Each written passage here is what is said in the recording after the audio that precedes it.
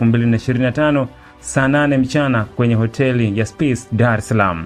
Kwenye kikao hicho ambacho kilihudhuriwa na klabu ya Yanga na Simba, wasimamizi wa mchezo ikiwemo mratibu wa mchezo, afisa usalama wa mchezo, mtathmini, waamuzi, kamishna wa mchezo na watendaji wa bodi ya ligi, klabu ya Simba haikutoa taarifa ya kutaka kuutumia uwanja wa Mkapa siku moja kabla ya mchezo husika kwa ajili ya kufanya mazoezi kama kanuni inavyoruhusu. Katika hali ya kushangaza, usiku wa tarehe 7 Machi mwaka 2025, klabu ya Simba iliwasili katika uwanja wa Mkapa ikiwa na magari kadhaa kwa ajili ya kufanya mazoezi, huku wakifahamu hawakuwa wamefuata utaratibu wa kupata haki yao ya kikanuni kama ilivyoainishwa kwenye taarifa ya bodi ya ligi, ikiwemo kuleta ombi hilo kwenye MCM, kuwasiliana na msimamizi wa mchezo, meneja wa uwanja wala